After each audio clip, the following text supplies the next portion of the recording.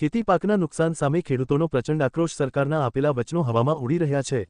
ભાવનગર જિલ્લાના મહુવા તાલુકાના મોટા ખૂંટવડા ગામના ખેડૂતો હવે તંત્ર સામે ખુલ્લેઆમ આક્રોશિત થયા છે। છેલ્લા કેટલાય દિવસોથી વરસી રહેલા ભારે વરસાદના કારણે કપાસ, મગફળી સહિતના મુખ્ય પાકો સંપૂર્ણપણે બગડી ગયા છે।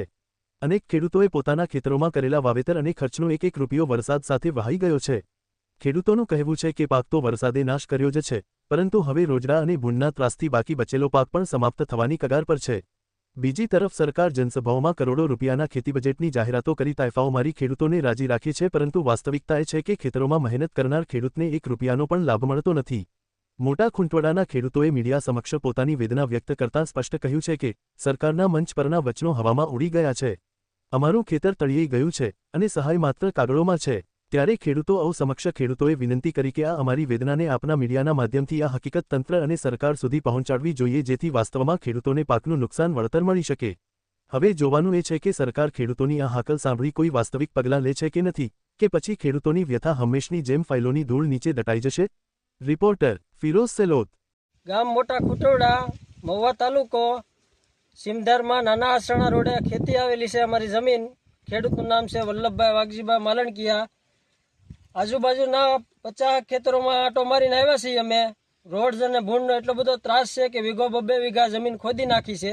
વરસાદના પાણીને લીધે નુકસાન ગયું છે, એનો સર્વે સરકારને સેટેલાઇટમાં દેખાતો નથી, બરાબર। માંડવીના ફોર્મ ભરવાના આવે તો એને સેટેલાઇટ સાંભળે છે, તો અત્યારે કેમ સેટેલાઇટમાં કાંઈ સરકારને દેખાતું નથી? બીજા મતલબમાં કે કોઈ દવા અથવા કોઈ જાળી, કોઈ તાર, કોઈ ઝટકા મૂકી અને રોજ કે ભૂંડને કાંઈ નુકસાન થાય તો એ ખેડૂતોને માથે આવે છે। ખેડૂતોના પ્રજા રખડે ને એને જેલ ભેગું થવું પડે છે, બરાબર। સરકારને આમાં મતટાણે જ બધા સાંભળે છે પબ્લિક। અત્યારે કોઈ સરકારને કોઈની જરૂર નથી લાગતી, બરાબર।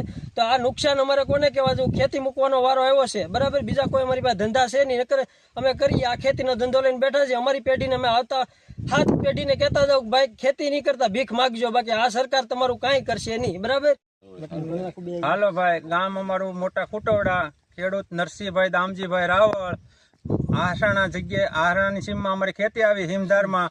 રોજડા અને ભૂણાનો ત્રાસની હિસાબે રાત દી મહેનત કરતા અમારો પાક નિષ્ફળ જાય છે, અને એક તો વરસાદની દખે અમારે રાત દી અહીંયા ઉજાગરા કરવા પડે છે, તોય અમારા પાકમાં કાંઈ સફળતા મળતી નથી। તો સરકાર આ માટે અમારી ખેતીને કાંઈક ધ્યાન ધોરણ કરે, જે જાળે કે ગમે અમને મદદ કરે એવી અમારી વિનંતી। ખેડૂત ભાઈઓને અમારી એવી વિનંતી છે ભાઈ, ધ્યાન દે તો ખેડૂત કાંઈક 2 પૈસા ભાળે, નકર અત્યારે છોકરા ખાય એમ નથી।